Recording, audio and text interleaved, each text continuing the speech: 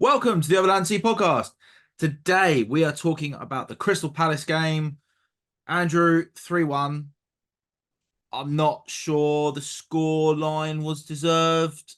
There's been a lot of ifs and buts and opinions about the overall performance between the first and the second half. Where do you stand on the score line and the overall performance, or break it down into the two halves if you prefer?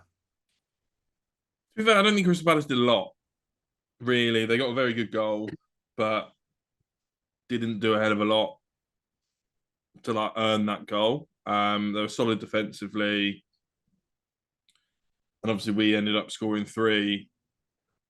And a lot of that was because once we got the first one, they actually had to try and win the game. Mm-hmm.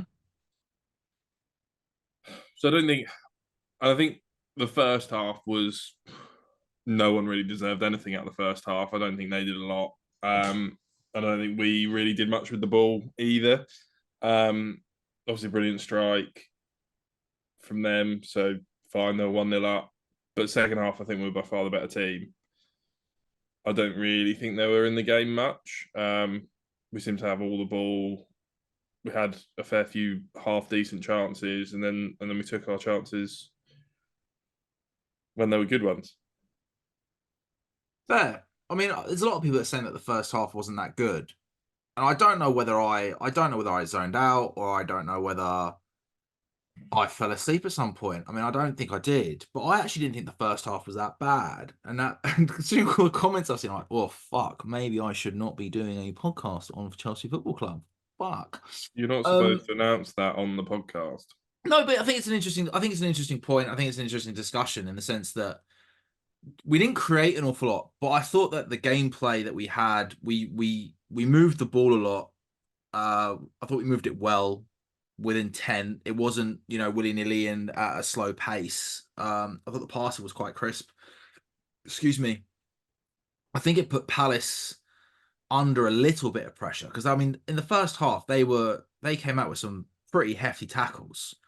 Um, I felt like that meant that they were feeling the pressure. And I felt like we should have a couple more free kicks based on other games and other situations with those challenges.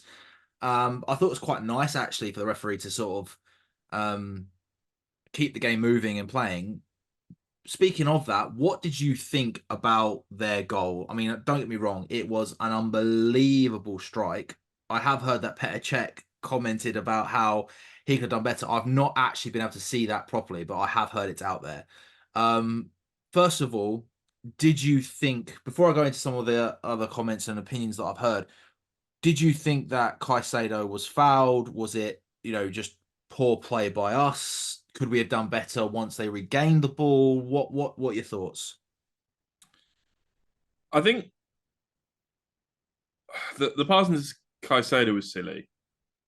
I don't think it needed to be passed. I think Gusto did it on a little bit. It's the only thing that he did wrong all game. Um, I heard it was Noni.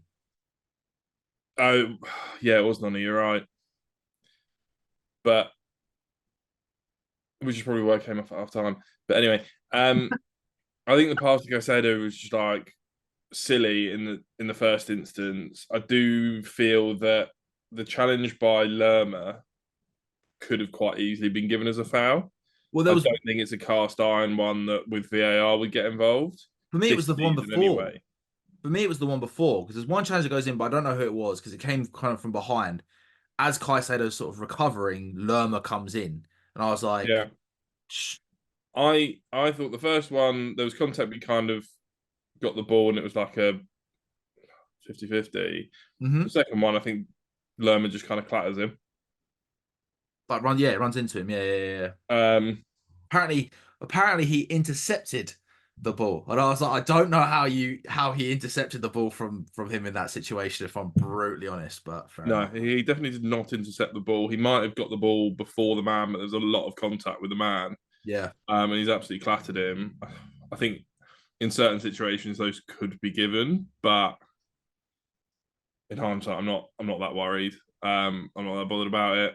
It was a good strike. I don't think there was enough time really to do anything after he got the ball. Czech did say that The goalkeeper's positioning could have been slightly better. Maybe I don't know. I'm not qualified enough in goalkeeping to know who should stand where, and I think a lot of it's personal preference and reaction speeds, from what Czech was saying. Um, so the main problem was losing the ball there, and I think it's been a problem for us in multiple games where we lose the ball pretty close to our own box and don't really have much time to react after we lose it. Yeah, I mean, there's been a fair few comments about it. It's a poor pass by Madueke for one. Um, and then Dizazi gave Lerma all the time in the world to prepare a shot. Now I can't actually remember off the top of my head how close he was to Lerma. I mean, maybe I have said before, I think whether it's attacking or defensively, we need to be a bit more proactive and anticipating situations. Um, Other comments include terrible hold up play from Noni, but we could have saw that long shot. Dizazi stepped out and was aggressive, badly lacking that profile at the back. Dizazi is what people think Maguire is, which I thought was quite a humorous one. And then Caicedo's was it Caicedo's fall off needs to be a study at this point, which I thought was a bit out there, but kind of see what they mean at the same time. What were the positives from that game for you? I mean, obviously we got 3 goals, 2 very late ones. It showed that we didn't give up. But overall, how did you feel about the performance? Sorry, just on those comments before we move on. Yeah, go for it. We're talking about Jefferson Lerma. That's his first goal for Crystal Palace, or at least first Premier League goal. We're not talking about someone that's exactly prolific. It's not exactly like it's Bruno Fernandes. I think a lot of the time you're more worried about there being a pass in behind you than you are worried about him absolutely rifling one in the top corner. In football, sometimes these things happen.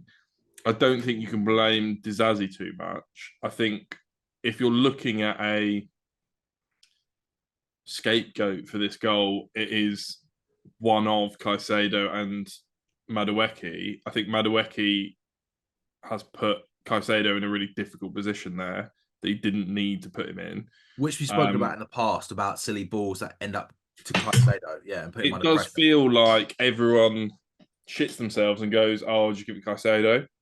Whenever anyone just doesn't know what to do with the ball, they just try and give it to Caicedo. It doesn't matter if he's got someone like right on him. Doesn't matter if he's got loads of space. It just seems to be that's the ball to play. When we're What outside, do you think that is actually on that topic? Sorry to cut you off, but I think it's a very interesting point because we've both said it before. What is it about Caicedo? Do you think that they give it to him? Is it because of his specific position that they give it to him? What do you think that is, or do you think it's just sheer dumb fucking luck? I think it's his position. I think a lot of teams that play a six will, to a certain degree, play through that person. Mm-hmm. I think a lot of teams probably don't have a centre back that can pick a pass as well as their six can. And I think a lot of teams, especially when they're sitting back, there won't be any players really pressing into. He's probably the first player that can draw someone to him Sure. to bring the team out. So I do think it's the position that he plays and a potentially a tactical thing. I do think there needs to be some ownership of I shouldn't have given it at that point and some decision making that I don't think the fan base is really considering. Okay. Um, has he been what I was hoping he'd be? Not quite. Has he got the No. movement around him that he had at Brighton and the options that he would have had every time he got the ball at Brighton? No. Um, so it is a difficult one. I don't think he's playing the same style that he wanted to play or is He's used to used to playing. playing. And I think really going forward, my suggestion will end up being playing Reece James, well, converting Reece James to the six. Hopefully that will help resolve some of his fitness issues because it'll be less sprint intensive. So hopefully it'll be easier on his hamstrings. I think he uses his body very well in terms of shielding it. He will lose the ball less often. I think he's a very good passer of the ball.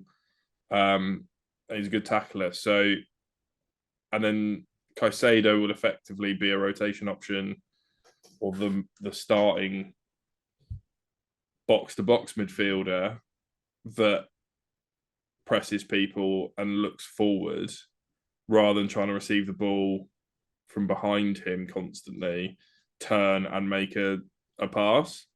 He'll be receiving it from Reece James sort of sideways and then can look to sort of run forward or progress the ball. And he can chase people in front of him rather than running back constantly. And a lot of that is purely Malo Gusto's done so well at right back for me that I think I want him playing. And I don't think Reece James is a massive upgrade on him at right back anymore. He's an upgrade in a number of factors, but I think he could be more use in a six when we're really struggling with that sort of actual proper defensive midfielder that sits back and cuts things out.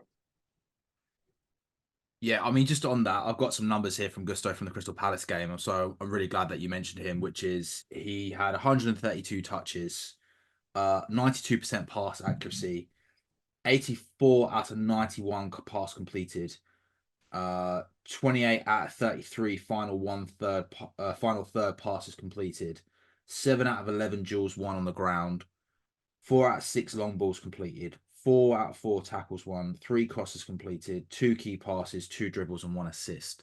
I mean, there has been a bit of talk about him over this week, with regards to they wanted him to, be pushing James and fighting for a place. Obviously, with the injuries that, James has had, it's meant that he's had to step up. And I mean, fuck me, has he stepped up? I personally, for me, I think he's I want to say second, but I actually want to really say I think he's joint top signing along with Palmer, with what he's been able to bring to the team. What do you think? When you look at the cost, I think definitely.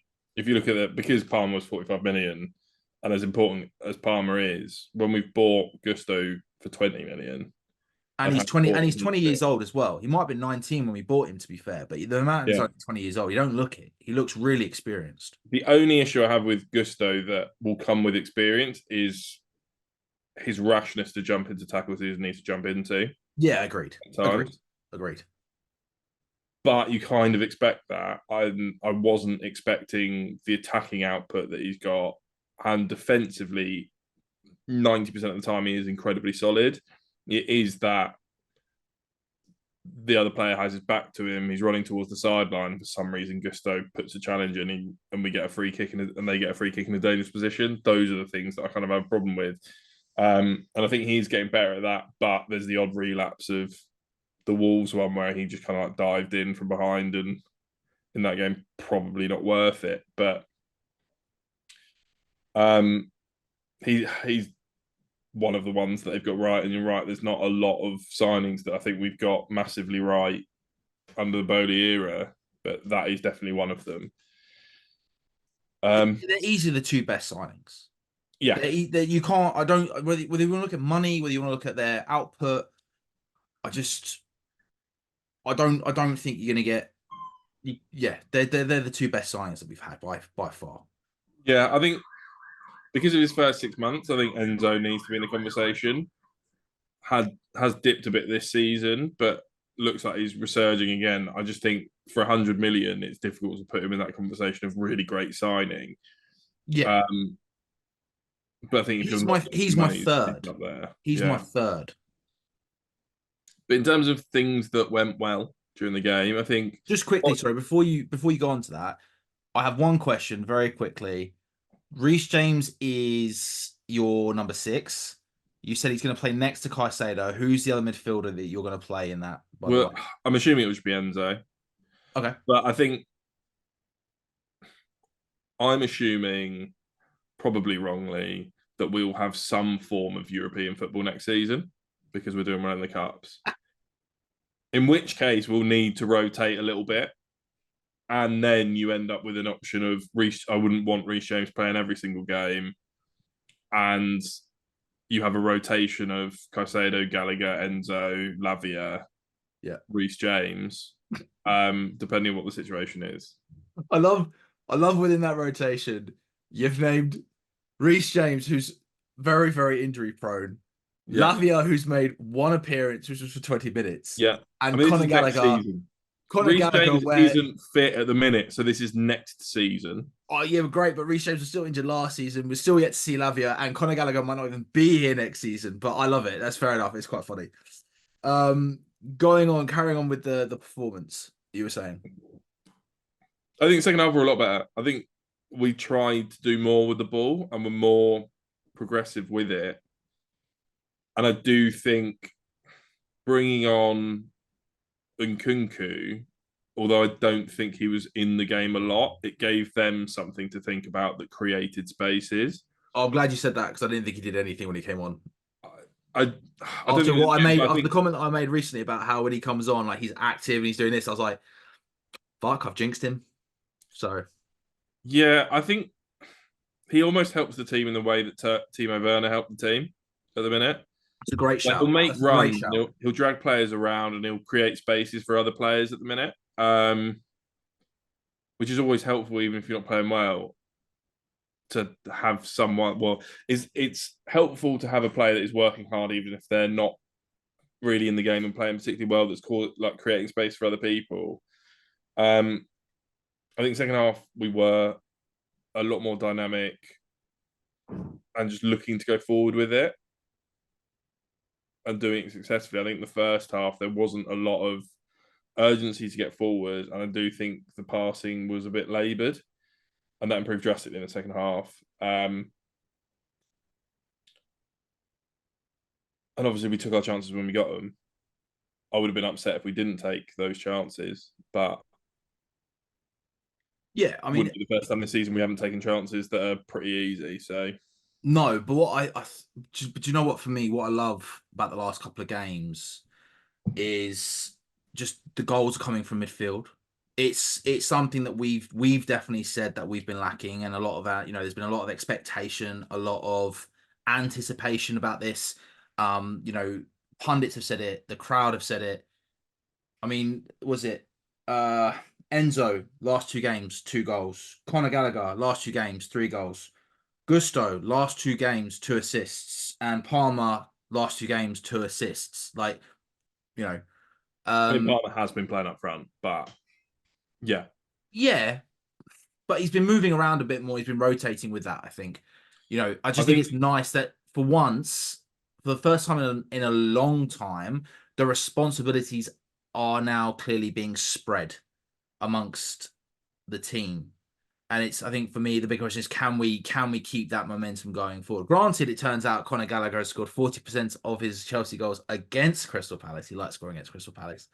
Um, but it's nice to see it coming to build a bit of confidence, I think, at the very least. yeah, I think obviously when you're lacking goals in the forwards and you've got none coming from midfield, you are struggling. Obviously, having some goals from midfield is very, very helpful. We do still need to get some goals out the forwards, but at least goals are coming from somewhere, and you can see us scoring again. Yeah. Whereas before this week, it was pretty. I mean, most of the season, my predictions have been Cole Palmer a penalty, and then hopefully, fingers crossed, one other. And you just haven't really seen a lot of, or like Cole Palmer to score, because he seemed to be the only one that, if he got a chance, you had any confidence in burying it. Yeah. Um, Like neither with an Nkunku off the bench because he'll be yeah, fresh. because he's had a couple off the bench as well. Exactly. Yeah. So I think that is definitely helpful, and it's definitely helpful for the team. And I think our midfielders worked really hard this season in a lot of games. We've not won games despite them significantly outdoing sort of their counterparts on the other team, because we just haven't scored goals. So it's good now to see the midfielders, although it's now they're taking it on their own back, they're sort of getting the rewards for the hard work that they've put in all season. Yeah. and long may it continue. But we'll talk about Saturday's game in a different pod. Absolutely. Just on the midfield, like for me, I feel like they really have started to grow together. I don't think by any means it's perfect, but I still think that like if when you break down the positions in the pitch and like the areas, I feel like the midfield is still probably the strongest area that we've got. And the fact that they're now adding goals in the right players, shall we say? Like I said, I don't expect Caicedo to be, banging in goals all the time. Get the odd one. They do look good. And with that, I mean, the praise that Conor Gallagher's had this week from various pundits, especially a lot of former Chelsea players who are now pundits, has been incredible. I did hear something actually, I think I sent it to you, which is it's really interesting. You'll understand more about this than I will with your accountancy background, and the fact that at the moment, Conor Gallagher, because he's playing so well and he's now banging in goals, Conor Gallagher's price is devaluing because his contract is running down. He's in 18 months of his contract. And yet, because he's now playing well, his salary kind of leverage is rising. And I've read that he's currently on about 70 or 75 max thousand a week. And he's wanting 150. And with the new salary caps that we've brought in, there's only one player that's on 150 grand, which, excuse me, the club broke that rule that they had for Reece James. And that kind of seems to be where the standoff is with regards to Conor Gallagher wants 150 grand. Should and the club don't want to give it to him? I mean, I don't know. I don't think there's anything wrong with him wanting 150 grand or saying not deserving 150 grand because at the end of the day, it's how do we replace somebody that's done what they've done this season, especially when there's so many grey areas regarding the financial fair play, where we stand, having to sell players to bring players in, etc., all that jargon. I mean, do you think 150 grand a year for Conor Gallagher is unjustified? Do you think it's a little bit too rich, or what? It's a difficult one because I don't know the stats of who gets what. Where I have done a little bit of analysis on for this FFP stuff that I've got on hold for a bit. We'll get back Yeah, onto. yeah, we won't go into Um, that. but Hopefully, by the end of obviously, this season, we'll see it, guys. yeah, before the next transfer window, there'll be something.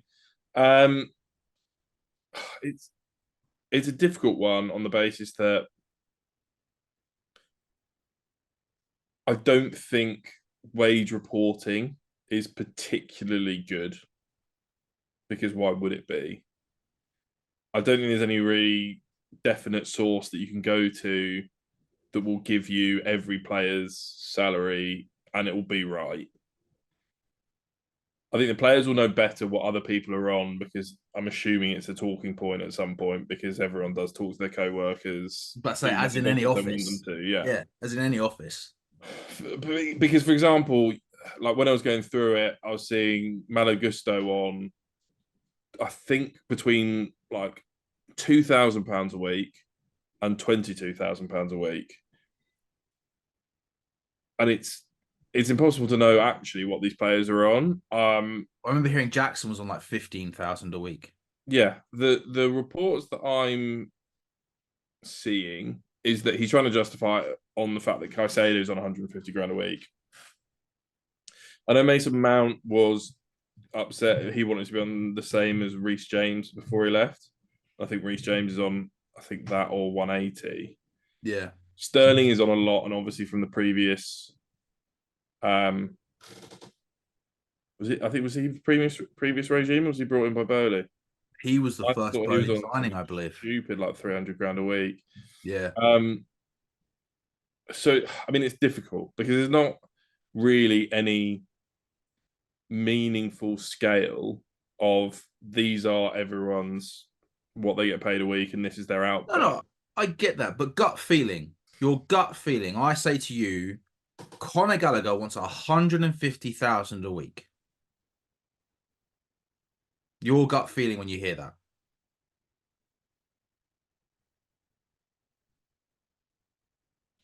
I think it's a good starting negotiation position from him. I would say it should be 125, 130 max. Fair, Off the top of my head, I fair. think there are arguments that it should be higher. I would say that I like the pay structure that they seem to be trying to bring in terms of linking things to performances, a Yeah, no, lower I agree. weekly Yep, salary and linking things to performances. yep. Obviously, you have to be careful with that because I think you then end up getting some fucking greedy play if you start awarding people for goals rather than assists and whatever. I think the whole team having a clean sheet bonus isn't a bad idea because everyone needs to Has play to a part in contribute. In this getting a day and age, you're right. Wingers clean have to sheet. track back. Forwards have to get involved at the set pieces. Absolutely. And then yeah, I think some form of performance related bonus is always is helpful. And Just then you on got that match quickly. fees and they get whatever else. Yeah, go on. No, I was just gonna, just on that quickly because I thought you were paused and you weren't sure what to say. Um, I'm all for it, like the wage structure and stuff. Like us, we've seen it at other clubs where players are on 300K a week, and I won't name the player and I won't name the clubs, and they're not performing. And it's a big factor.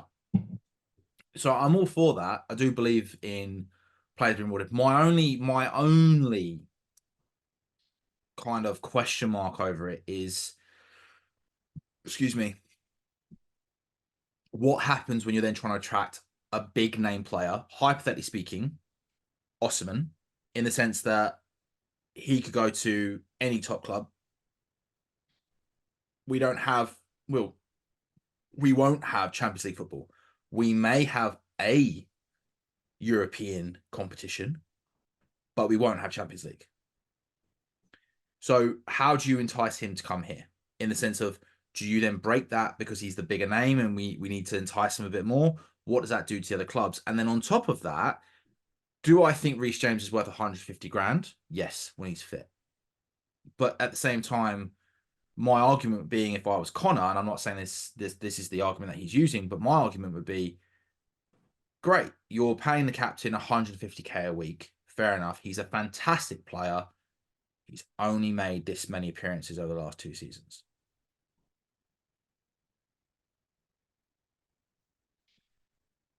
But I yeah, mean, whatever you pay someone, you're going to put yourself in an indefensible position. Either you should be paying them more because they're contributing significantly more, and even the same player might get injured, so you shouldn't be paying them anything. And it is peaks and troughs depending on like a player's performance. It's it's an incredibly difficult one, especially in sport, to know what to pay people, especially when you've got characters like Adebayor that only seem to perform in the season when his contract up for renewal.